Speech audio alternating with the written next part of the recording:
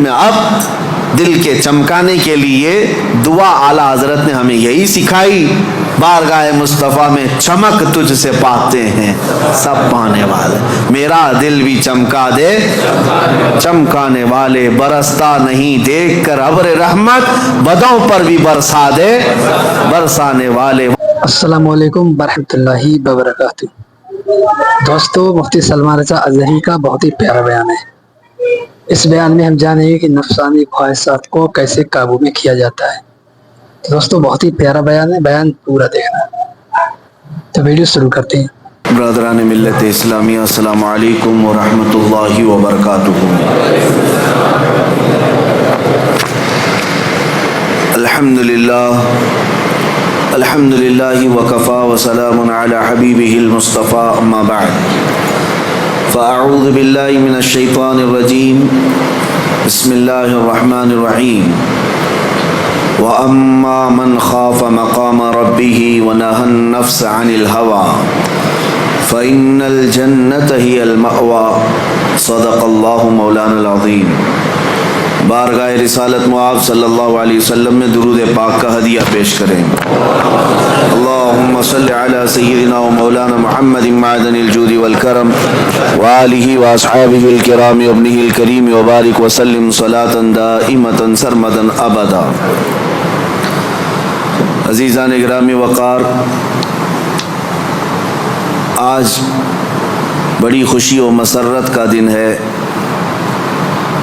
کہ یہ مقدس گھر مسجد پاک ایک اللہ کے ولی سے منسوب مفتی اعظم ہند رضی اللہ تعالیٰ عنہ کی یادگار مسجد، جس کو کئی دنوں کی محنت شاقہ کے بعد سجا سنوار کر کے دلہن بنا دیا گیا ہے، اور ہم اپنی تیاریوں میں اور اپنے گھروں میں جب کبھی نئی تعمیر کرتے ہیں تو لوگوں کو بلا کر کے دعوت کرتے ہیں، کھانا کھاتے ہیں اور کھلاتے ہیں، اور اللہ کے گھر کو جب سجایا جائے تو حقیقی دعوت یہ ہے کہ ذکر کی غذا کھلا دی جائے۔ اللہ رب العزت کے ذکر سے مسجدوں میں بھر جاتی ہیں اور ان کا حق ادا ہوتا ہے، کیونکہ مساجد ذکر اللہ کے لیے ہی ہیں۔ قرآن میں اللہ فرماتا ہے وَمَنْ أَظْلَمُ مِمَّنْ مَنَعَ مَسَاجِدَ اللَّهِ أَنْ يُذْكَرَ فِيهَا اسْمُهُ۔ اس سے بڑا ظالم آدمی کون ہے جو اللہ کی مسجدوں میں اس کا ذکر کرنے سے روکتا ہے؟ وہ سب سے بڑا ظالم ہے، اللہ کی مسجدوں میں اسی کا ذکر کرنے سے روکتا ہے، یعنی ذکر کے لیے مسجد ہے۔ میں سب سے پہلے مبارکبادی پیش کرتے ہوئے آگے بڑھتا ہوں۔ آج چونکہ ہماری بڑے دنوں کے بعد یہ روحانی مجلس قائم ہے، آج ہمارے دلوں کے سکون اور قرار کا وقت ہے، ہماری آنکھوں کی ٹھنڈک وہ ذکر کی مجلس ہے، اور ہماری روح کی غذا وہ ذکر کی مجلس ہے۔ میں دیکھ رہا ہوں مجلس میں آج اکثر و بیشتر وہی چہرے نظر آ رہے ہیں جو مدینہ جامع مسجد میں ذکر کی مجلس میں ہوا کرتے تھے۔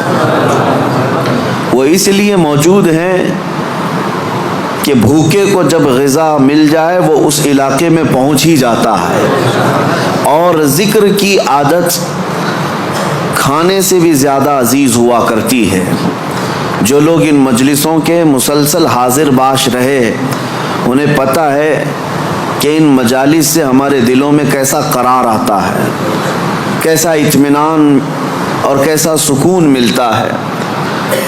آج کی اس مسجد پاک کو، یقیناً مسجدیں نماز سے آباد ہوتی ہیں، کسی نماز کی امامت کے بعد یہ مسجد کی دوبارہ یعنی تعمیر نو کے بعد مزین کرنے کے بعد افتتاح ہو جاتی، لیکن میں شکر گزار ہوں اہل محلہ کا اور ذمہ داران مسجد کا کہ سجا کر کے انہوں نے 4 چاند لگا دیے ذکر کی مجلس کا قیام کر کے، اور اللہ کریم اس مجلس کو سدا قائم رکھے۔ میرے عزیزو، میں نے قرآن عظیم کی ایک آیت تلاوت کی جو ہمارے ذکر کی مجالس میں خاص درس ہوا کرتا تھا. جلسوں میں بیان ہوتا ہے اور بھی دیگر جگہ پر تقریریں ہوتی ہیں، لیکن مجھے اندازہ ہے ذکر کی مجلس میں جو روحانیت ہوتی ہے وہ دلوں کے اندر اترتی ہے، اور ایک ایسا سما ہوتا ہے جس میں ہزاروں لوگ اپنے گزشتہ زندگیوں کی خرابیوں سے توبہ ضرور کر لیتے ہیں. قرآن کی ایک آیت میں نے پڑھی، اللہ فرماتا ہے وَأَمَّا مَنْ خَافَ مَقَامَ رَبِّهِ وَنَهَى النَّفْسَ عَنِ الْهَوَىٰ، اور وہ شخص جو اپنے رب کے حضور کھڑے ہونے سے خوف کیا، ڈر گیا، وَنَهَى النَّفْسَ عَنِ الْهَوَىٰ، اور خواہشات نفسانی کے خلاف کیا، نفس کچھ اور چاہ رہا تھا، تم اس کی طرف نہ جا کر اللہ کے حضور کھڑے ہونے کا تمہارے دل میں احساس پیدا ہوا، خوف آ گیا. اس کا اجر جانتے ہو کیا ہے؟ قرآن کہتا ہے فَإِنَّ الْجَنَّةَ هِيَ الْمَأْوَىٰ، تو ایسے آدمی کا ٹھکانہ تو جنت ہی ہے، اس کا ٹھکانہ سیدھے جنت ہے. خواہشات نفسانیہ یہ ہر ایک کو دی گئی ہیں، یہ انسان کے ساتھ ساتھ چل رہی ہیں. اسی سے جنگ ہماری پوری کنٹینیو موت تک چلتی رہتی ہے. دنیا میں دوست بھی بنتے ہیں، دشمن بھی بنتے ہیں. دوست چھوٹ سکتے ہیں اور دشمن ختم بھی ہو سکتے ہیں، لیکن تمہارا نفس تمہاری موت تک ساتھ رہتا ہے، ہر گھڑی ساتھ رہتا ہے. وہ نفس ہمارے ساتھ ہے جس نے شیطان کو بھی گمراہ کیا. آپ سوچ سکتے ہیں ہر برے کام میں ہم یہ کہتے ہیں کہ شیطان نے بہکا دیا، شیطان نے بہکا دیا، یہی کہتے ہیں. نماز نہیں پڑھے شیطان ورغلایا، بہکایا. صبح نماز میں نہیں آئے شیطان سلا دیا. مجھے یہ بتاؤ آدم علیہ السلام کو سجدہ کرنے سے جو شیطان نے انکار کیا اس کو کس نے منع کیا؟ ساری دنیا کو شیطان بہکاتا ہے تو شیطان کو کون بہکایا؟ تو محدثین فرماتے ہیں یہ نفس امارہ ہے جو ہر ایک کے ساتھ ہے، یہ شیطان کو بھی ہرا سکتا ہے، وہ شیطان کو بھی شکست دیتا ہے. وہ سب کے ساتھ ہے، وہ سب کے ساتھ ہے. اس نفس کو، اس خواہشات کو اگر کوئی چیز دنیا میں کنٹرول کر سکتی ہے تو صرف ذکر اللہ ہے. اللہ کا ذکر اسے قابو میں رکھ سکتا ہے.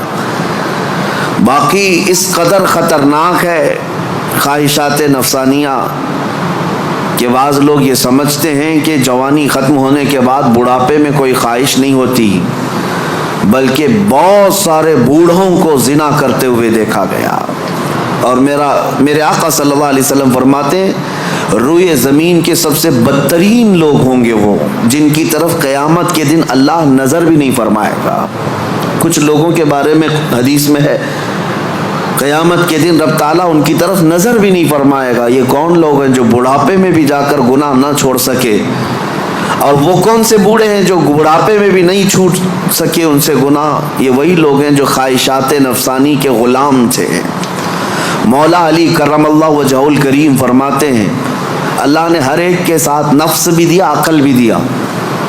نفس کیا ہے؟ تمہارے خواہشات، اور عقل تمہیں فیصلہ کر کے بتاتی ہے. لیکن حضرت علی کرم اللہ وجہہ الکریم فرماتے ہیں جس کا نفس عقل پر غالب آ گیا اس آدمی سے زندگی میں کبھی خیر نہیں ہوگی، وہ کوئی صحیح فیصلہ نہیں لے سکے گا. جس کا نفس اس کی عقل پر غالب آ گیا، اور جس نے اپنے نفس کو ہرا دیا، شکست دیا، تو اس کی عقل اتنی پاورفل ہوتی ہے کہ وہ ہزاروں کو زیر و زبر کر سکتا ہے اور دنیا کے بڑے فیصلے لے سکتا ہے. جس نے اپنے نفس کو کنٹرول میں رکھا، اپنے خواہشات کو اپنے تابع رکھا، خود اس کا غلام نہیں بنا. میرے عزیزو، قرآن کی ایک آیت میں آپ کو بتاتا ہوں، کتنا بڑا لفظ اللہ تعالیٰ نے قرآن میں فرمایا. توجہ، کتنا بڑا لفظ ہے یہ. ارأیت من اتخذ الہہ ہوا، اے محبوب کیا آپ نے نہیں دیکھا کچھ لوگ ایسے ہیں جنہوں نے اپنی خواہشات کو اپنا خدا بنا لیا. معبود، الہ کا مطلب ہے معبود، جس کی عبادت کی جائے اس کو کیا کہتے ہیں؟ معبود. اور قرآن کہتا ہے کچھ لوگ ایسے ہیں جنہوں نے اپنے نفس کو، اپنی خواہشات کو اپنا معبود بنا لیا. یہ قرآن کی آیت ہے، 2 جگہ آئی. اب اتنا بڑا لفظ نفس کے لیے اللہ فرما رہا ہے کہ کئی لوگوں نے اس کو بت بنا لیا، اپنا معبود بنا لیا. کیوں؟ اس لیے کہ یہ وہی کرتے ہیں جو ان کا نفس چاہتا ہے. تو گویا کہ اس کی عبادت کر رہے ہیں، خواہشات کی پیروی کر رہے ہیں. نفس صبح اٹھا، گناہ کی طرف کھینچا، آپ چل پڑے، گویا کہ اس کی عبادت میں لگے ہوئے ہیں. کبھی تو اسے شکست دو، کبھی تو اسے ہراؤ. رات کے وقت گناہوں کے اڈوں پر جانے کی جیسی خواہش ہوتی ہے، کیا اپنے آپ کو مارتے ہو؟ میں تمہیں بتاؤں، خواہشات تو بہت دور کی بات ہے، گناہوں کی خواہشات بہت دور کی بات ہے. سیدنا ابو بکر شبلی رحمۃ اللہ تعالی علیہ سلسلہ قادریہ کے بڑے مشہور بزرگ ہیں، جن کے نام سے ہم شجرے میں پڑھتے ہیں، بہر شبلی شیر حق دنیا کے کتوں سے بچا. وہ حضرت ابو بکر شبلی جب رات کے وقت عبادت کے لیے آتے تھے تو اپنی آنکھوں میں نمک کا سرما لگاتے تھے. کیوں؟ صرف اس لیے کہ نیند اگر آئی تو گویا کہ میں اپنی خواہش کا غلام ہو گیا، اپنے رب کا نہیں. عبادت اس کی ہو رہی ہے اور میں خواہش کے پیچھے چل رہا ہوں. حالانکہ نیند جو ہے یہ فطری چیز ہے، کسی کو کہیں پہ بھی آ جاتی ہے. اولیاء کاملین تو اس سے بھی اپنے آپ کو بچاتے تھے کہ وہ آنکھوں میں نمک پھیر لیتے تھے جس سے آنکھوں میں خون نکل آتا تھا. لوگ کہتے بھی تھے تو کہتے کہ اگر اللہ کی عبادت کے دوران اونگ آتی ہے، جھپکی آتی ہے، تو ان آنکھوں کی سزا یہی ہے کہ انہیں نمک لگا دیا جائے. اور حضرت شاہ مینا رحمۃ اللہ علیہ لکھنؤ میں آرام فرما ہے. حضرت شاہ مینا، ان کا حال تو یہ تھا کہ جب رات کو عبادت کے لیے کھڑے ہوتے تو ایک اونچی دیوار پر وہاں کھڑے ہو کر نماز پڑھتے. ادھر بھی کھائی ہے، ادھر بھی کھائی ہے، کھڑے رہتے. لوگ کہتے کہ نماز پڑھنے کے لیے اتنی جگہ ہے، اس دیوار پر کیوں جا کر نماز پڑھتے ہیں؟ حضرت شاہ مینا فرماتے تاکہ میں ہمیشہ اللہ کی عبادت میں مصروف رہوں. اگر نیند آئی تو میرا جسم دیوار سے نیچے آ سکتا ہے اور اس جسم کو وہی سزا ملنی چاہیے جو اپنے رب سے غافل ہوتا ہو. نفس کے خلاف وہ اولیاء جنگ کرتے رہے، لڑتے رہے. سب سے بڑی خطرناک چیز آج ہمارے ساتھ جو چل رہی وہ ہمارے خواہشات ہیں. اور میرے آقا صلی اللہ علیہ وسلم ارشاد فرماتے ہیں لا یؤمن احدکم حتی یکون ہواہ تبعا لما جئت بہ. تم میں سے اس وقت تک کوئی مومن نہیں ہو سکتا جب تک اپنی خواہشات کو میری مرضی کے حوالے نہیں کرے گا. تم ویسا جب تک نہیں کرو گے جیسا رسول اللہ چاہیں تب تک تم مومن نہیں ہو. تم وہ کرتے ہو جیسا تم چاہتے ہو، تمہاری مرضی، تمہاری خوشی، تمہیں جو اچھا لگا وہ کرنے لگے. یہ مومن کامل کی علامت نہیں. مومن کامل وہ ہے جو اپنی زندگی میں وہ کرے جو رسول پسند کرے، ان کی مرضی کے مطابق. میرے عزیزو، خواہشات یہ لامتناہی سلسلہ ہے، نہ ختم ہونے والا سلسلہ ہے. کسی بھی خواہش کا کوئی اینڈ نہیں ہے. کر کے دیکھ لو، تمہیں اگر دولت کی خواہش پریشان کرتی ہے تو کماؤ کماؤ کماؤ. کہاں تک جاؤ گے؟ کبھی بھی پیٹ نہیں بھر سکتا. نبی پاک صلی اللہ علیہ وسلم ارشاد فرماتے ہیں قبر کی مٹی ہی اس کا پیٹ بھر سکتی ہے. کسی بھی خواہش کا اینڈ نہیں ہے دنیا میں. جو خواہشات ہیں، مال کی خواہش، میں یہ نہیں کہہ رہا کہ کسی کو مال کمانا ہی نہیں چاہیے. ارے میاں، زندگی گزارنے کے لیے ہر ایک کو کمانا ہے، ہر ایک کو کمانا ہے. لیکن میں جس چیز کی مذمت کر رہا ہوں، غلام بن کر کے پیچھے بھاگنا. جیسے فارسی میں کہا گیا ہے خوردن برائے زندگی اس نہ کہ زندگی برائے خوردن. کھانا جو ہے تمہاری زندگی کے لیے ہے، पूरी जिंदगी खाने के लिए नहीं है। फर्क दोनों में समझ रहे आप? माल तुम्हारी जिंदगी गुजारने के लिए जरूरी है, लेकिन पूरी जिंदगी माल के लिए नहीं है। लेकिन ख्वाहिशात कभी खत्म नहीं होती।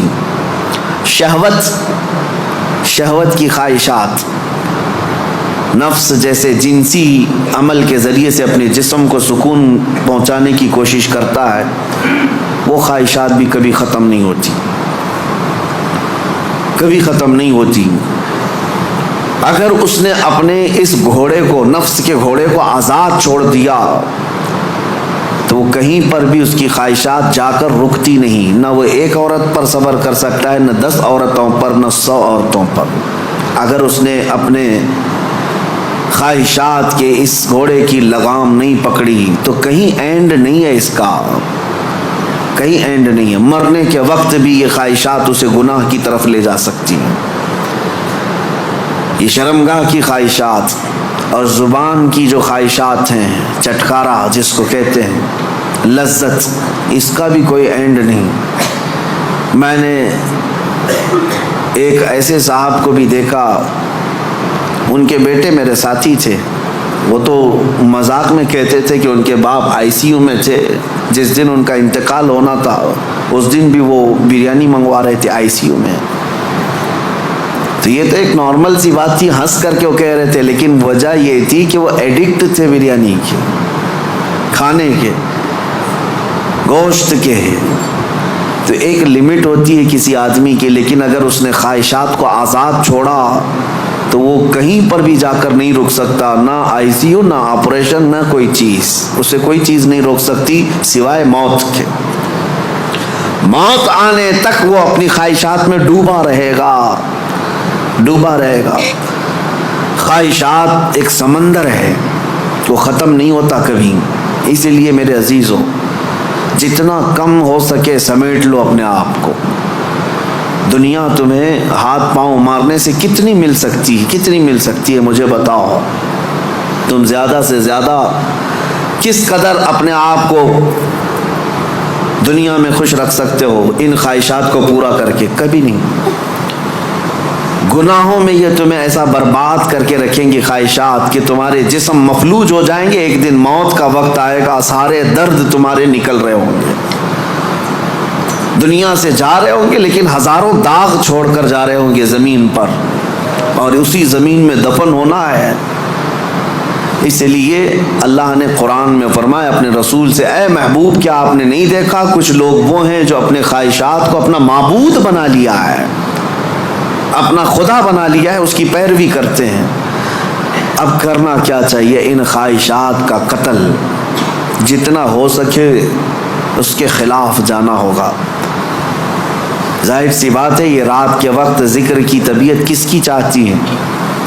वो लोग जिन पर अल्लाह फजल फरमाए, वरना अक्सर का जिस्म आराम चाहता है, दुनिया की तरफ जिस्म खींचता है, लेकिन तुमने उसको ठुकराया और अल्लाह के ज़िक्र को अपनाया। ये आपने अपने ख्वाहिशात के खिलाफ किया है। इसके अजर में क्या है? सीधे कुरान कहता है जन्नत उसका ठिकाना है, जन्नत उसका ठिकाना है। हुजूर पाक सल्लल्लाहु ताला अलैहि वसल्लम फरमाते, जानते हो अपने सहाबा से, अल्लाह को सबसे ज़्यादा पसंदीदा चीज़ें क्या हैं? अल्लाह सबसे ज़्यादा क्या चीज़ पसंद करता है बंदों में? उसमें हदीस पाक में है, नंगों को कपड़ा पहनाना, भूखों को खाना खिलाना, ये अल्लाह को बहुत पसंद है। लेकिन एक और चीज़ है, रब ताला फरमाता है जब दुनिया सो रही हो और तुम खड़े हो जाओ अल्लाह की बारगाह में, ये उसको इतना पसंद है रब तबारक व तआला को, सारे अमल में, सारी अदाओं में उसे पसंद है। क्यों? खालिस बंदा रब के लिए खड़ा हुआ है, सारी ख्वाहिशात को छोड़ करके, ख्वाहिशात को छोड़कर। अब आओ, जिन लोगों ने ख्वाहिशात की पैरवी की, उनकी एक छोटी चंद मिसालें मैं आपके सामने रखता हूँ। ऐसी हिलाकत कि सब कुछ ख़त्म हो जाता है। मेरे अजीज़ों, सुल्तानुल औलिया सैयदना गौसे आज़म जीलानी बगदादी रज़ी अल्लाह ताला अन्हु इरशाद फरमाते हैं, जिस शख्स को अपनी ख्वाहिशात पर काबू नहीं, उसका नफ्स उसे कुफ्र तक ले जा सकता है। اس کا نفس اسے شرک تک لے جا سکتا ہے اور اسے کافر بنا کر دنیا سے لے جائے گا۔ ایسے حالات بھی ہم نے دیکھے، خواہشات نے انسان کو کافر بھی بنا دیا، کبھی مال کی خواہش، کبھی عورت کی خواہش، کبھی کسی اور چیز کی خواہش۔ اللہ اکبر، وہ صحابہ کیسے تھے جنہوں نے اپنی ساری خواہشات کو میرے مصطفیٰ کی مرضی پر قربان کر دیا تھا، ہر چیز کو قربان کیا تھا، ہر چیز کو قربان کیا۔ آؤ میں تمہیں وہ بات بتا دوں جو سیدنا ابراہیم علیہ الصلوۃ والتسلیم کے متعلق قرآن میں آیا ہے۔ وَإِذْ قَالَ إِبْرَاهِيمُ رَبِّ أَرِنِي كَيْفَ تُحْيِي الْمَوْتَى قَالَ أَوَلَمْ تُؤْمِنْ قَالَ بَلَى وَلَكِنْ لِيَطْمَئِنَّ قَلْبِي قَالَ فَخُذْ أَرْبَعَةً مِنَ الطَّيْرِ فَاصْرُهُنَّ إِلَيْكَ ثُمَّ اجْعَلْ عَلَى كُلِّ جَبَلٍ مِّنْهُنَّ جُزْءًا ثُمَّ ادْعُهُنَّ يَأْتِينَكَ سَعْيًا۔ قرآن کہتا ہے ابراہیم علیہ السلام نے ایک بار اللہ کی بارگاہ میں ذکر کیا کہ مولا تو مرے ہوئے لوگوں کو دوبارہ کیسے زندہ کرتا ہے؟ اللہ نے پوچھا کیا ابراہیم تمہیں اس بات پر یقین نہیں ہے؟ عرض کیا مولا یقین ہے لیکن آنکھوں سے دیکھنا چاہتا ہوں، تو مردے زندہ کیسے کرتا ہے؟ رب تعالیٰ نے فرمایا 4 پرندے لے لو، ان کو ذبح کرو، ان کا گوشت پورا قیمہ بنا کر مکس کر لو، اور 4 پہاڑوں پر تھوڑا تھوڑا سب کا گوشت رکھ کر کے آؤ، اور پھر ان پرندوں کے نام لے کر پکارو، وہ اڑتے ہوئے آئیں گے۔ حضرت ابراہیم علیہ السلام نے 4 پرندے لیے، ایک کوا، ایک مرغا، ایک کبوتر اور ایک مور۔ ان 4 پرندوں کا ذکر ہے، کوا، کبوتر، مرغا، مور۔ یہ 4 پرندے ذبح کیے، سب کا گوشت مکس کیا اور 4 پہاڑوں پر رکھ کر آئے اپنی جگہ پر۔ ان کی سب کی منڈیاں ان کے پاس تھیں، سر ان کے پاس تھے۔ پکارا ان پرندوں کا نام لے کر، ہوا میں وہ قیمہ اڑتا گیا، اپنے اپنے جسم سے ملتا گیا اور آ کر اپنے اپنے سر سے جڑ کر پورا پرندہ بنا۔ قرآن پاک میں یہ ہے واقعہ۔ سبع سنابل شریف میں میر عبد الواحد بلگرامی رحمۃ اللہ علیہ اس واقعے کو لکھ کر کے اب ارشاد فرماتے ہیں، کیا کبھی تم نے یہ سوچا کہ ابراہیم علیہ السلام نے وہ 4 پرندے کیوں لیے؟ کون سے؟ کوا، کبوتر، مرغا، مور۔ یہی 4 پرندے کیوں لیے؟ انہی کو ذبح کیوں کیا؟ اور رب تعالیٰ کی قدرت کا مشاہدہ کرنا تھا۔ مری ہوئی چیز کو زندہ دیکھنا، آنکھوں سے مشاہدہ کرنا، یہ معمولی چیز تو نہیں ہے۔ اللہ کی قدرت کو دیکھنا ہے اپنی آنکھوں سے۔ یہ دیکھنے کے لیے کیا کیا ابراہیم علیہ السلام نے؟ 4 چیزوں کو ذبح کیا، اور وہ 4 خاص پرندے ہیں۔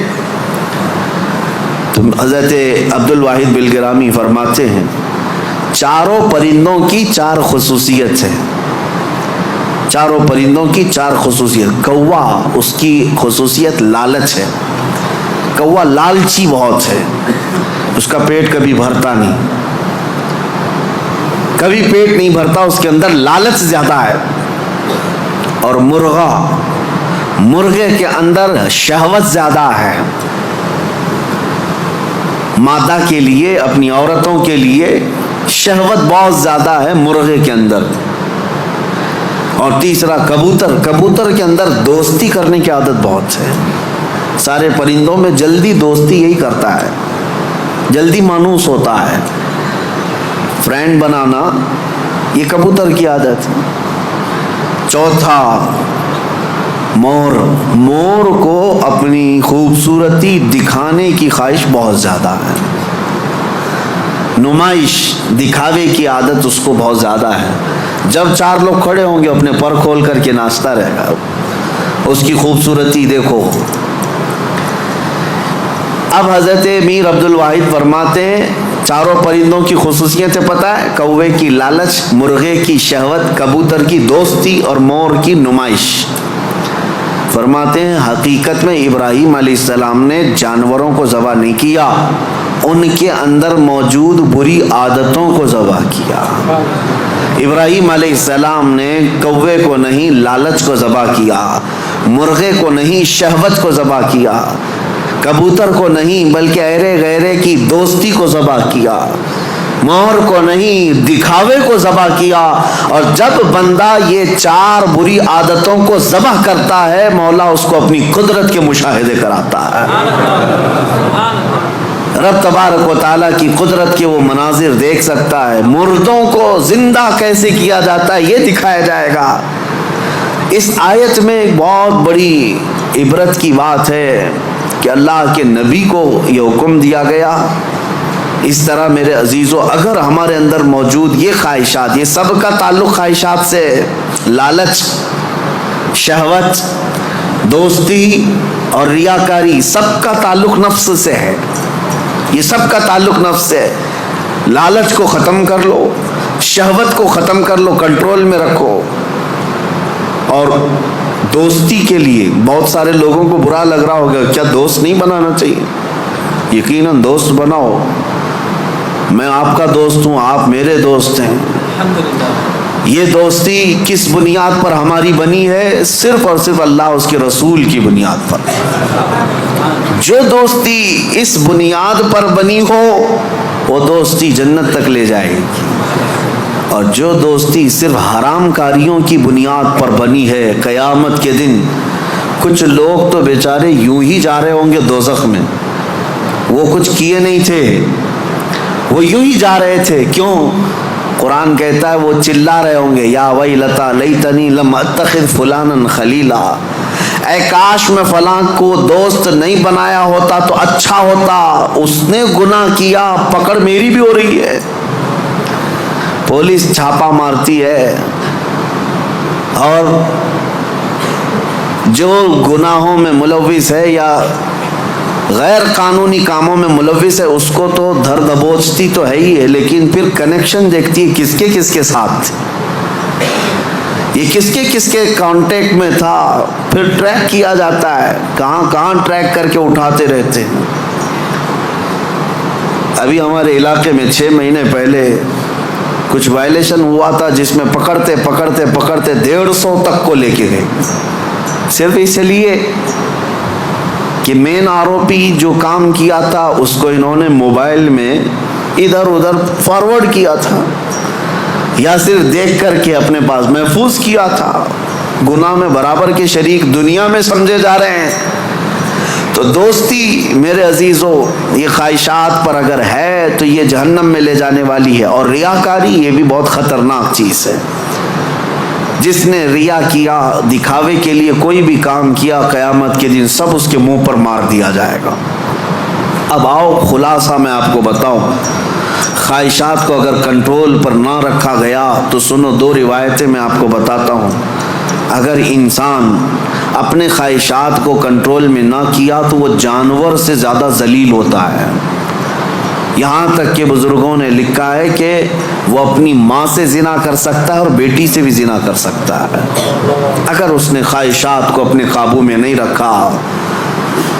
وہ سب کچھ کر سکتا ہے، اور ہوا ہے دنیا میں اور ہو بھی رہا ہے.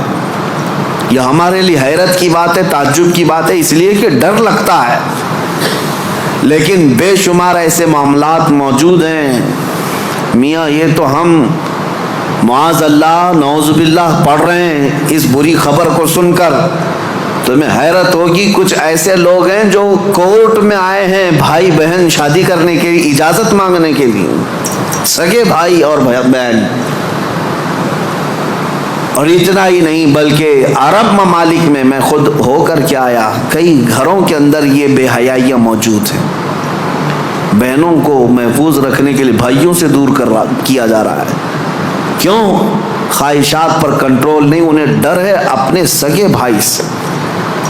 اسی کے ماں سے پیدا ہوا بھائی، اس سے خاتون ڈرتی ہے.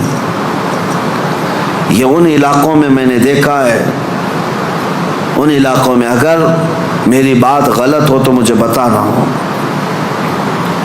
عرب ممالک کی بات میں کر رہا ہوں. کئی گھروں میں خواتین اپنے سگے بھائیوں سے ڈر کر کے رہتی ہیں کہ وہ اکیلا پائیں تو ہماری عزت کے ساتھ کچھ بھی کر سکتا ہے. اللہ کی پناہ. یہ کب ہوتا ہے؟ جب خواہشات کے گھوڑے کو آزاد کر دیا جائے. یہ کبھی قابو میں نہیں آئے گا، یہ کبھی قابو میں نہیں آئے گا. اس کو قابو میں کرنے کے لیے دنیا کی طاقتیں، کوئی انجیکشن اور ٹیبلٹ نہیں، اس کو صرف اور صرف اللہ کا ذکر کنٹرول میں لا سکتا ہے، قابو میں لا سکتا ہے. جب تم اللہ کے ذکر میں شامل ہو جاؤ یا خود سے کرو، نفس اپنے خواہشات سے باہر نکلتا ہے اور تمہارے دل کے اندر ایک قرار اور سکون آتا ہے. تم توبہ بار بار کرتے رہو گے اور اس سب سے نکلنے کی بار بار خواہش کرتے رہو گے. اور اس کو چھوڑ دو، دیکھو کتنے خواہشات جنم لیتے ہیں، کتنے خواہشات جنم لیتے ہیں. اسی لیے نبی پاک صلی اللہ تعالیٰ علیہ وسلم نے ارشاد فرمایا، خواہشات انسان کو کہاں لے جاتی ہیں.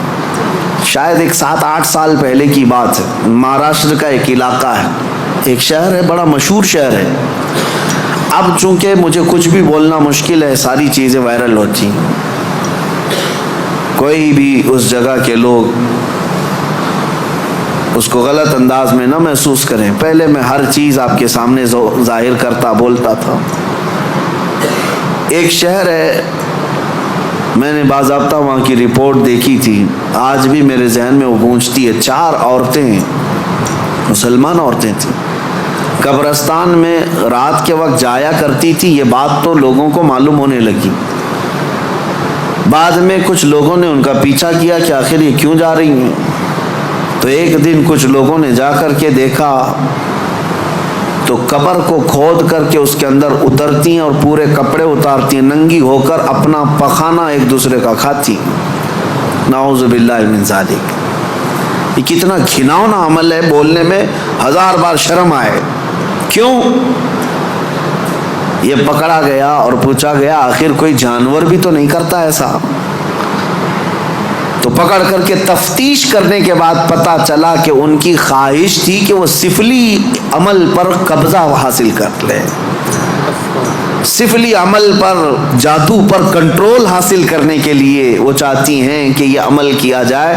ان کو کسی بابا نے بتایا جتنا یہ گندا عمل کرو گے اتنا تم پاورفل جادوگر بن سکتے ہو. یہ خواہشات ہیں، یہ خواہشات ہیں. تم صرف اور صرف لوگوں میں اپنا تھوڑا سا رتبہ بڑھانے کے لیے سحر، سفلی اور جادو کے طریقے کو اپنانے کی کوشش کرتے رہے اور وہ حاصل کرنے کے لیے کتنا گرے. اور ممبئی شہر کا ایک محلہ ہے، یہاں پر بھی یہ خبر میرے پاس جو آئی اس کے افراد آج بھی موجود ہیں. یہ خواہشات ہیں. ایک بابا کو سفلی عمل کے اندر مہارت حاصل کرنے کے لیے روزانہ بستر پر خنزیر کو ساتھ سلانا پڑتا ہے. یہ اس سے بڑا عذاب کیا ہے جو دنیا میں تو خود جھیل رہا ہے. لیکن میں اس کا دوسرا رخ یہ بتاتا ہوں کہ اگر خواہشات پر کنٹرول نہیں تو انسان جانور سے زیادہ ذلیل ہوتا ہے، بہت گرتا ہے. ایسے بھیانک کام اس سے صادر ہوتے ہیں جو ہمارے وہم و گمان میں بھی نہیں آتے، سوچ میں بھی نہیں آتے. یہ نفس کا گھوڑا بہت تیز دوڑتا ہے. اس کو عقل پر غالب آنے نہ دینا کبھی. ان خواہشات کو اپنے دل پر یا اپنی عقل پر غالب آنے ہرگز نہ دینا، ورنہ اتنے بھیانک کام یہ کروا جاتا ہے. اللہ اکبر. مدینہ طیبہ کے متعلق امام غزالی رحمۃ اللہ علیہ نے لکھا ہے کہ ایک شخص ایسا تھا جو لوگوں کے دفن ہونے کے بعد قبر کھود کر کے ان کے کفن چراتا تھا اور پھر اس کو بازار میں بیچتا تھا. لیکن ایک بار اس نے ایک خاتون کے قبر کو کھودا اور کفن چرایا. اس کی نیت خراب ہوئی، مردے کے ساتھ اس نے بدکاری کیا. نعوذ باللہ من ذالک. میں یہ باتیں کیوں کہہ رہا ہوں؟ یہ گناہ ضرور ہیں، بولنے میں مجھے بھی جھجک تو آ رہی ہے. دیکھیں جھریاں آ رہی ہیں جسم کے اندر، رونگٹے کھڑے ہو رہے ہیں. لیکن صرف اس لیے بتا رہا ہوں کہ ہم ایک مردے کو دیکھ کر کے سسک جاتے ہیں، سہم جاتے ہیں کہ کسی کی موت پر انسان کا جسم بے قابو رہتا ہے، غمگین رہتا ہے. لیکن اگر ان حالات میں بھی موت کے بعد یا قبرستان میں جانے کے بعد بھی کوئی انسان ایسا کر سکتا ہو کہ قبر کو کھود کر کے اس کو ننگا کر دے مردے کو اور پھر اس کے ساتھ بدکاری کرے، یہ کون سی چیز وہاں تک لائی اس کو؟ یہ خواہشات، یہ وہ نفس امارہ، نفسانی خواہشات. اسی لیے مولا علی کرم اللہ وجہہ الکریم نے فرمایا جس کی خواہشات، جس کا نفس اس کی عقل پر غالب آ گیا، زندگی بھر اس سے کوئی خیر ثابت صادر نہیں ہوگا، کوئی اچھا کام اس سے نہیں نکل پائے گا۔ اپنی عقل پر ان خواہشات کو غالب آنے ہرگز مت دینا۔ ہم نے دیکھا ہے یہ تمام معاملات تجربے کے طور پر۔ میں آج آپ کے سامنے یہ ذکر کر رہا ہوں کیونکہ آج علاج کا دن ہے، آج علاج کا دن ہے۔ ہمارے جو زخم لگے ہوئے ہیں، ایک بار رحمان کو پکارو، وہ سب زخم بھر جائیں گے۔ آج کی یہ مجلس علاج کی مجلس ہے کہ تم اللہ رب العزت کو آج پکارو گے، تمہارے زخم بھر جائیں گے۔ اور اسی لیے میں بارہا کہتا بھی ہوں، ذکر کی مجالس میں شرکت کرو، یہ اتنا تمہیں پاورفل بنا دیں گے، اتنا پاورفل کہ گناہوں سے خود بخود تمہیں نفرت پیدا ہو جائے، خواہشات پر کنٹرول تمہارا خود کا حاصل ہو جائے۔ ورنہ میں چیلنج کے ساتھ کہتا ہوں، جاؤ دنیا میں گھوم پھر کر کے آنا، بڑے سے بڑے ڈاکٹر کے پاس وزٹ کر کے آؤ، بڑے سے بڑے حکیم کے پاس جا کر کے آؤ، کسی بڑے سائیکسٹرسٹ کے پاس جا کر کے آؤ، نفس کے متعلق اس سے کوئی علاج لے کر کے آؤ کہ میرا کنٹرول نہیں ہے، آپ مجھے کوئی گولی دے دو، کوئی معجون دے دو، کوئی انجیکشن دے دو، ہو سکتا ہے تمہیں نیند کی گولی تو دے دے، ہو سکتا ہے تمہیں وہ مکمل ختم کرنے کی دوا تو دے دے، لیکن تمہارے کنٹرول، خواہشات کو کنٹرول کرنے کی کوئی دوا ہی نہیں دے سکتے۔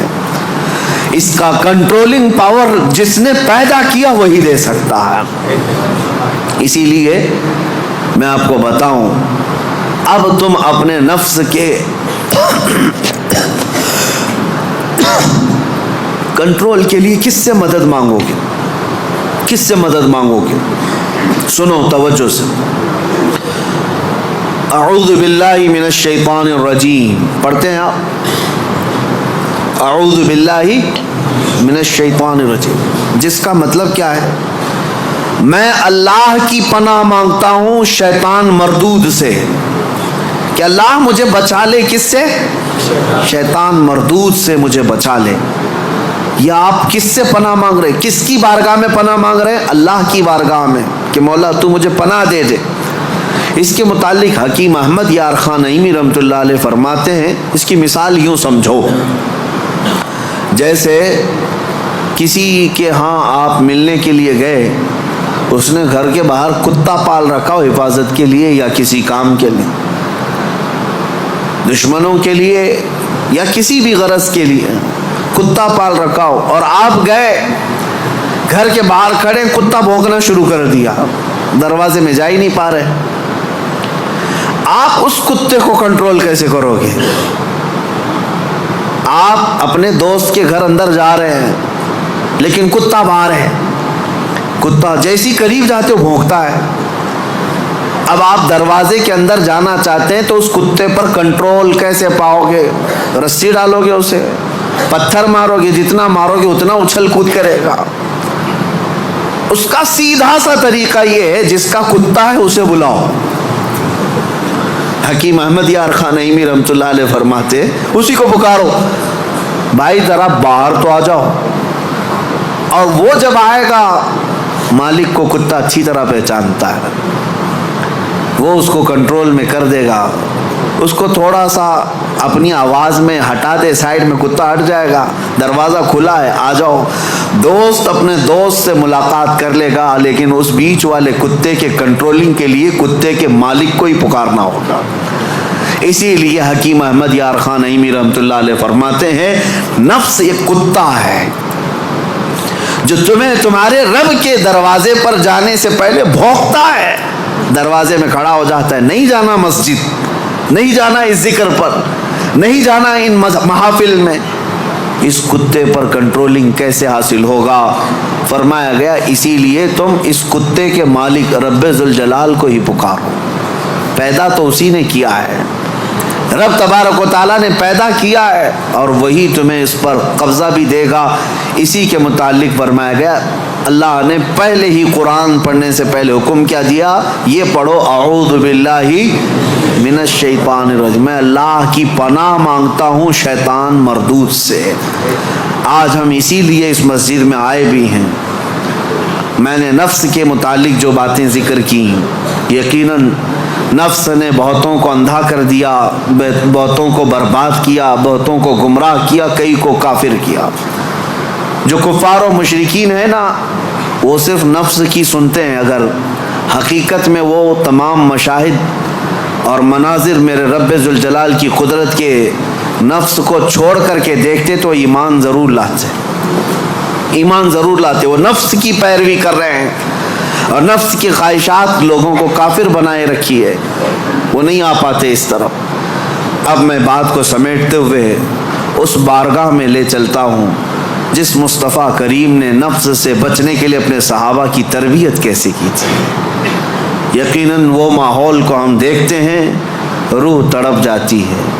سیدنا ابو بکر صدیق رضی اللہ تعالیٰ، اللہ اکبر، وقت کے خلیفہ ہے، حضور پاک صلی اللہ علیہ وسلم کے بعد خلافت کے تخت پر، لیکن اپنے نفس کے خلاف کرنے کے لیے، خواہشات کے خلاف جانے کے لیے، کھانے پر کنٹرول، سونے پر کنٹرول، ہر چیز پر کنٹرول۔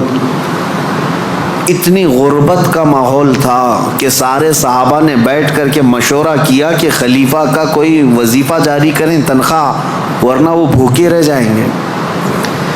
تو بیت المال سے ان کا وظیفہ جاری کیا گیا۔ اتنا تھا وظیفہ کہ اس سے ان کا صرف مہینے بھر کا گھر چلتا تھا، باقی کچھ بھی نہیں آتا تھا۔ ایک دن ان کی بیوی نے کہا کہ خلافت کے کاموں سے تھک جاتے ہو، کبھی گھی روٹی بھی تو کھا لیا کرو، کبھی گھی کھا لو، کبھی روٹی کھا لو، شہد کھا لو۔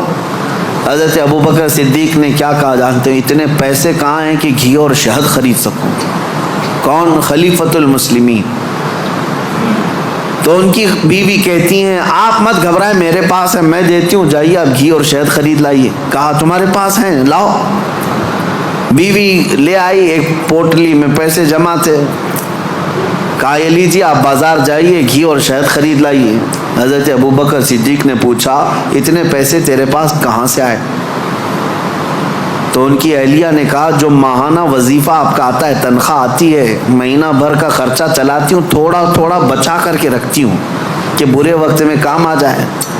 حضرت ابوبکر صدیق نے پوری پوٹلی اٹھائی اور لے جا کر کے بیت المال میں جمع کیا اور کہا یہ میری ضرورت سے زیادہ آتا ہے، اسی لیے میرے گھر میں بچ جا رہا ہے، آج سے میرا وظیفہ کم کر دو۔ خواہشات کے خلاف کھڑے ہونے والوں میں پوری دنیا میں اگر کوئی مثال ہے تو صرف رسول اللہ کے صحابہ کی مثال ہے، صرف رسول اللہ کے صحابہ۔ ایک حضرت نعمان بن مقرن ہے، ایک بادشاہ کے دربار میں گئے، حضور کی طرف سے سفیر بن کر کے گئے تھے، قاصد۔ تو بادشاہ کو جب پتہ چلا شاہ عرب مصطفیٰ کریم صلی اللہ علیہ وسلم کا ایک قاصد آ رہا ہے، اس نے سونے کی کرسی لگا دی اور ریشم کا قالین بچھایا۔ میرے عزیز و صحابہ، حضور کے ساتھ ہوتے تو وفاداری، حضور اگر دور ہوتے تو بھی وفاداری۔ اس مجمع میں گئے جہاں پورے کے پورے اغیار ہیں، کوئی مسلمان نہیں تھا، تو اپنی تلوار سے وہ قالین پھاڑتے ہوئے چلے گئے، ہٹا دیا، اور کرسی جو سونے کی تھی اس کو پاؤں سے مار کر گرا دیا، کہا میرے لیے عام سی کرسی لاؤ۔ تو بادشاہ کہنے لگا اب تک میں نے اتنا شاندار ریسپیکٹ استقبال کسی کا نہیں کیا جتنا ان کا کیا، کتنا غرور ہے تمہیں، کتنا تکبر ہے۔ حضرت نعمان نے کہا غرور و تکبر ہم میں نہیں تم میں ہے، غرور و تکبر کی وجہ سے نہیں۔ میرے مصطفیٰ کریم صلی اللہ علیہ وسلم نے فرمایا ریشم کا استعمال مرد کے لیے حرام ہے، سونے کا استعمال مرد کے لیے حرام ہے، اور جو میرے مصطفیٰ نے حرام فرمایا پوری دنیا میرے پاس لا کر رکھو، میں ٹھوکر ماروں گا۔ یہ ہے خواہشات کے خلاف کھڑا ہونا، ورنہ ہوتا کیا ہے، دنیا نہیں دیکھ رہی، ہمارا ماحول نہیں ہے، چلو کمپرومائز کر لو، آج یہاں مل رہا ہے۔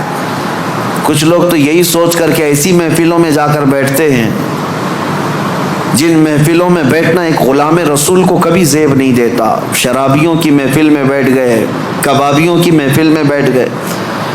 تمہارا کام نہ اصلاح کا ہے نہ تبلیغ کا ہے, پھر بھی جا کر کے ایسوں کے درمیان بیٹھ گئے. کیوں؟ کوئی دیکھ تھوڑی نہ رہا ہے, کوئی دیکھ تھوڑی نہ رہا ہے. اور کبھی کن کفار و مشرکین کے بیچوں بیچ بیٹھ گئے گپیں لگاتے ہوئے, اور پھر یہ سوچتے کوئی دیکھ تھوڑی نہ رہا ہے. بیٹھا تو بیٹھا, لیکن ان کی حرکتیں بھی کرنے لگ گئے. ایک صاحب, اور ویسے تو بہت سارے ہیں, خواہشات ان کو کہاں تک لے جاتی ہے. خاص طور پر نیتا گیری کرنے کے وقت سب بھول جاتے ہیں دین کیا ہے, اسلام کیا ہے, میرے مصطفیٰ کی تعلیمات کیا ہے. چند لوگوں کو راضی کرنے کے لیے اور ایک کرسی کی خواہش کے لیے کسی بھی مورتی کے سامنے ناریل بھی چڑھا دیں گے, حکم بھی لگا دیں گے, سب کر لیں گے. اور پھر وہ یہ سوچتے ہیں تھوڑا سا کر لینے سے کیا ہوگا. وہ رسول اللہ کے صحابہ بادشاہوں کے دربار میں کھڑے ہو کر کے بھی کمپرومائز نہیں کرتے تھے. تو محلے گلی کوچے کی کرسیوں کے لیے دین بیچ جاتے ہیں. یہ خواہشات پر کنٹرول نہ ہو تو آدمی ہر چیز کا غلام ہے, ہر چیز کا غلام ہے. نیند کا غلام, مال کا غلام, عورت کا غلام, معاشرے کا غلام. یہ ساری حرکتیں جو آج نوجوان کرتے ہیں غلام ہیں, یہ غلام ہے. بہت سارے کام اس لیے کرتے ہیں کہ نہیں لوگ کیا بولیں گے. تم لوگوں کے غلام ہو, لوگوں کی خواہشات کے مطابق جینا چاہتے ہو, اس لیے تو بہت ساری چیزیں تمہارے آڑے آ جاتی ہیں. میں داڑھی رکھ لوں گا لوگ کیا بولیں گے, ٹوپی پہنوں گا لوگ کیا بولیں گے, میں علماء کے ساتھ بیٹھوں گا لوگ کیا بولیں گے, لوگ کیا بولیں گے. تم لوگوں کے لیے جی رہے ہو, غلام ہو. کئی ایسے ہیں جن کی غلامی کبھی ختم نہیں ہوتی. تم اللہ اس کے رسول کے لیے جیو. ان خواہشات سے باہر نکل آؤ, ان خواہشات سے باہر نکل آؤ. عزیزان گرامی وقار, ان خواہشات کو ختم کرنے کے لیے اگر کوئی سب سے پاورفل علاج ہے تو وہی میں نے کہا اللہ کا ذکر ہے. اللہ کا ذکر. قرآن کہتا الا بذکر اللہ تطمئن القلوب. آگاہ ہو جاؤ, اللہ کے ذکر سے دلوں کو سکون ملتا ہے. یہ میرا رب قرآن میں فرماتا ہے, اللہ کے ذکر سے دلوں کو سکون ملتا ہے. عزیزان گرامی وقار, زیادہ دنوں تک اپنے دل کو آوارہ مت رکھو, اپنے جسم کو آوارہ مت رکھو. مسجدوں میں آ جایا کرو. جمعہ میں بھی اس وقت تم پہنچتے ہو جب رکعت باندھ رہے ہوتے امام, تھوڑی دیر پہلے آ جایا کرو مسجدوں میں. خطبہ عربی میں سنتے ہیں تو دل پر وہ بات لگتی جاتی ہے, اگرچہ تمہیں سمجھ میں نہیں آتی لیکن میل دھلتا جاتا ہے. جمعہ میں بھی تاخیر سے آتے ہو اور پھر سلام پھیرنے کے بعد بھاگ جاتے ہو. تھوڑی دیر کھڑے ہو جاؤ, میرے مصطفیٰ کی بارگاہ میں سلام تو پیش کر لو. جب کھڑے ہو جاؤ گے سلام کے لیے, یقیناً رسول اللہ تمہیں تمہارے باپ کے نام سے پہچانتے ہیں. تمہاری طرف سے سلام آ رہا ہے تو کیا میرے مصطفیٰ جواب نہیں دیں گے؟ ادھر سے اگر جواب آیا تمہارے سلام کا تو یقیناً تمہارے دل کی صفائی ہے اس میں. ان محفلوں سے کب تک تم بھاگتے رہو گے؟ مسجدوں میں کبھی وقت سے پہلے آ جاؤ. حضور پاک صلی اللہ علیہ وسلم نے ایک چیز بیان فرمائی, وہ میں آپ کے سامنے رکھتا ہوں. منافق اور مومن کی پہچاننے کا طریقہ کیا ہے؟ حضور فرماتے ہیں منافق مسجد میں سب سے لیٹ آتا ہے اور سب سے جلدی بھاگتا ہے. مسجد میں سب سے تاخیر سے آتا ہے اور سب سے جلدی بھاگ جاتا ہے. اسی لیے مجھے ڈر لگتا ہے. آپ کو بھی خوف ہونا چاہیے کہ منافقوں کی فہرست میں ہمارا نام نہ آ جائے. دیکھتے رہتے ہیں ابھی ٹائم ہے, ابھی ٹائم ہے, ابھی ٹائم ہے, لاسٹ مومنٹ پر پہنچیں گے اور پھر ادھر ختم ہوتے ہی بہت سب سے پہلے بھاگیں گے. حدیث پاک میں ہے منافق کی علامت ہے. اور پھر دوسری علامت منافق کی کیا ہے؟ حضور فرماتے ہیں بازار میں بہت جلدی جاتا ہے اور بہت دیر کے بعد بازار سے نکلتا ہے. کافی دیر تک شاپنگ مال میں وقت گزارے گا, اس کا دل لگتا ہے وہاں پر, مارکیٹ میں شاپنگ مال میں گھومتا رہے گا. بہت جلدی مارکیٹ میں جائے گا اور بہت دیر سے نکلے گا. میرے عزیزو, یہ منافق کی پہچان اور دل کالا ہونے کی علامت. اور مومن کی پہچان میرے آقا فرماتے ہیں مسجد میں جلدی آتا ہے اور دیر سے جاتا ہے. بازار میں صرف اپنے کام کے حد تک جاتا ہے اور فوراً وہاں سے بھاگ جاتا ہے. مومن کی پہچان ہے.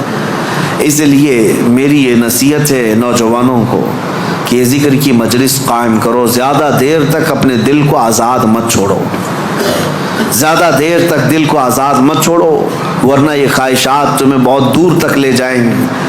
دل بوجھل ہو جائے گا, دل سخت ہو جائے گا, دل کالا ہو جائے گا. دیکھنا زمانہ ہو گیا آنکھیں روتی نہیں آج اللہ کی یاد میں. رب تبارک و تعالیٰ کی یاد میں روتے ہو کبھی؟ دل سخت ہو گیا ہے. حضور پاک صلی اللہ علیہ وسلم کی جدائی اور ان کی دوری کبھی تمہیں رلاتی ہے؟ موت آنے والی ہے, کیا وہ قبر کی سختیاں اور اس کی تنہائیاں تمہیں کبھی رلاتی ہیں؟ سوچ کے روتے ہو کہ کیا ہوگا میری قبر میں جب مجھے ٹائٹ باندھ کر کے لوگ چھوڑ کر چلے جائیں گے؟ کیا ہوگا میرے ساتھ جب اوپر نظریں اٹھاؤں گا تو تختیاں بند نظر آئیں گی؟ گھٹن محسوس ہوگی قبر میں. کیا ہوگا؟ اس یاد سے کبھی آنکھیں روتی ہیں؟ یہ کیوں نہیں رو رہی؟ بہت دن تک تم نے دل کو آزاد چھوڑ دیا, بہت دنوں تک خواہشات کے پیچھے چلتے رہے.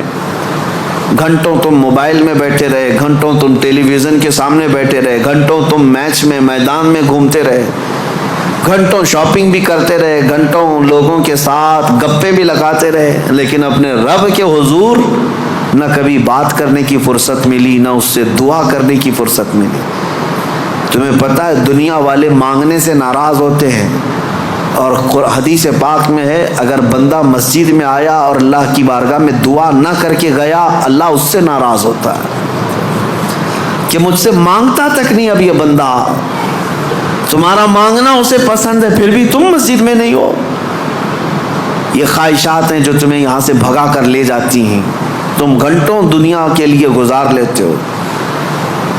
میرے عزیزوں, بدل لو اس ذکر کی مجلس. میں اللہ کی بارگاہ میں یہ دعا گو بھی ہوں کہ آج شاید اس سے قبل بھی یہاں پر ایک بار ذکر کی مجلس ہم سجائے تھے. بہت پہلے میں یہاں آیا تو ہوں, بیان ہوا ہے, ذکر کا مجھے یاد نہیں. اگر نہیں ہوئی تھی تو شاید یہ پہلی مجلس ہے, اور اللہ اس کو ہمیشہ قائم فرمائے. میں رہوں یا نہ رہوں, ذمہ داروں سے گزارش ہے کہ اس مجلس ذکر کو اس نیت سے قائم رکھو کہ ہزاروں دلوں کے سکون کا ذریعہ ہے, ہزاروں دلوں کے سکون کا ذریعہ ہے. میرے عزیزوں, بڑے بڑے کروڑ پتی لوگ آج آشرم جاتے ہیں, 2 دن 3 دن کی چھٹیاں لے کر اپنے پنڈتوں کے چپلوں میں بیٹھتے ہیں. وہ یہ چاہتے ہیں کہ دنیا کی ہمہ ہمی سے نکل کر کے کسی آشرم میں بیٹھے. ان کے دلوں کا قرار اور سکون کہاں ہے؟ کفر میں اور شرک میں. لیکن ایک حالت یہ ہے کہ تمہیں روز اللہ کریم سکون کے لیے یہاں بلاتا ہے, تم آتے نہیں. تو کم از کم اتنا تو کرو, ہفتے میں 1 مرتبہ اس طرح کی مجلسوں میں شریک ہو جائے. دنیا کو ایک طرف رکھیں گے, مصروفیات روز ہیں, کام کاج روز ہیں, رشتہ داروں سے ملنا روز ہے, میٹنگیں چلتی رہیں گی, کبھی ختم نہیں ہوتی. لیکن کبھی تو ایک دن اسٹاپ کر کے یہ سوچیں کہ آج میرے رب سے ملاقات کی رات ہے, آج کا یہ ٹائم صرف اور صرف میرے رحمان خدا سے بات کرنے کا وقت ہے. اس لیے تو ان مجلسوں میں آ جایا کرو. ایک وقت آئے گا کہ جب تمہاری آنکھوں میں نور اور دل میں سرور ضرور داخل ہوگا. اس طرف آپ توجہ ضرور دیں, ورنہ آزاد چھوڑے رہیں گے تو یہ آزاد گھوڑا ہر میدان میں دوڑائے گا, نفس کا گھوڑا ہر میدان میں دوڑائے گا. اس کو اتنا آزاد نہ رکھو, اس کو لگام دو, اور اس کے لگام کی رسی میرے مصطفیٰ کے قدموں میں ڈال کر رکھو کہ نفس کو اب جہاں جانا ہے. اب آپ سوچ سکتے ہیں رسول اللہ جو سید الانبیاء ہیں, سارے نبیوں کے سردار, وہ دعا کرتے تھے. کیا دعا کرتے تھے؟ اللہم لا تکلنی الی نفسی طرفت عین. اے اللہ میرے نفس کو میرے حوالے 1 منٹ کے لیے بھی مت دینا, تو اپنی حفاظت میں رکھ. رسول اللہ کا کون سا نفس تھا؟ میرے آقا کا کہاں کیسا نفس ہے؟ کیا کبھی آپ نے حدیث میں کسی روایت میں سنا کہ حضور نے نفس کے یا خواہشات کی پیروی کی؟ کبھی نہیں میرے عزیزوں. جو پتھر کا تکیہ رکھنے والے, چھال کے بستر پر سونے والے, پیٹ پر پتھر باندھنے والے رسول, کیا کبھی نفس کی غلامی کی؟ نہیں، اس کے باوجود اللہ کی بارگاہ میں دعا یہ کرتے تھے، مولا میرے نفس کو میرے حوالے مت کرنا ایک منٹ کے لیے بھی، پلک جھپکنے کے برابر بھی، تو اپنی حفاظت میں رکھ۔ اور ہم جیسوں کو کیا کہنا چاہیے؟ اگر ہم اپنے نفس کی حفاظت اللہ کے حوالے نہ کریں تب تو یہ اتنی تباہی مچائے گا، اتنی تباہی مچائے گا، سوچ بھی نہیں سکتے۔ آؤ آج ذکر کی مجلس ہے، ہم اپنے نفس کو، اپنی خواہشات کو رحمان کے حوالے کرتے ہیں اور عہد کرتے ہیں دل میں کہ مولا میں آج توبہ کے لیے آیا ہوں، توبہ کے لیے آیا ہوں۔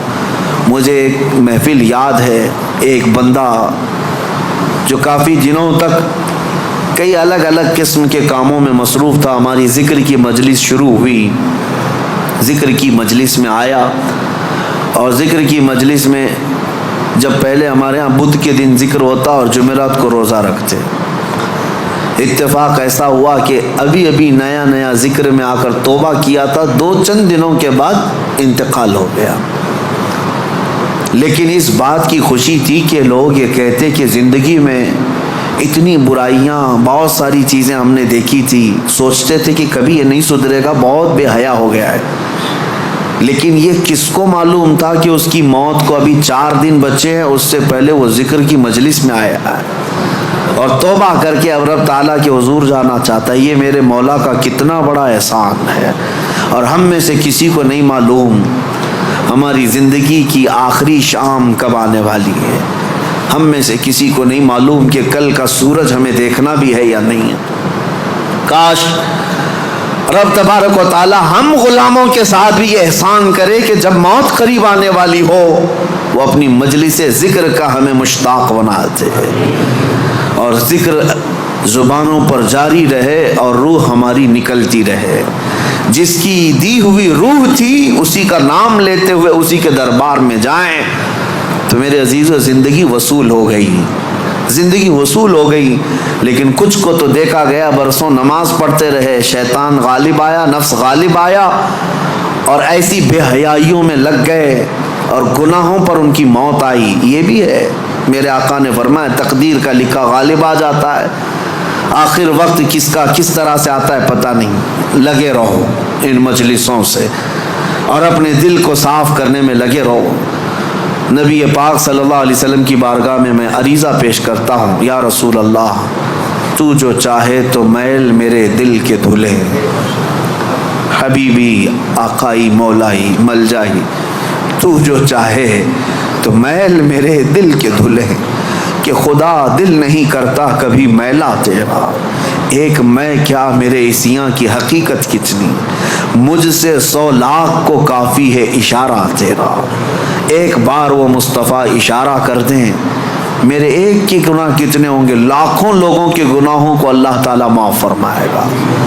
آؤ آج ذکر کی مجلس ہے، اسی رقت کے ساتھ، اپنے دلوں کی حضوری کے ساتھ، رب کی بارگاہ میں حاضر ہونے کے احساس کے ساتھ مجلس ذکر میں کھڑے ہوتے ہیں اور نہایت ہی ادب و احترام اور خلوص کے ساتھ مولا کریم کو مناتے ہیں تاکہ اس مسجد میں بھی برکتیں ہوں اور ہمارے دلوں میں بھی برکتیں داخل ہوں، ہمارے دلوں میں بھی برکتیں داخل ہوں، اور اس دل کو اتنا پاک کر لو کہ جیسے مسجد آج چمک رہی ہے تمہارا دل بھی اتنا چمکنے لگے، کیونکہ مولانا فرماتے ہیں، مولانا روم مثنوی شریف میں فرماتے ہیں کعبہ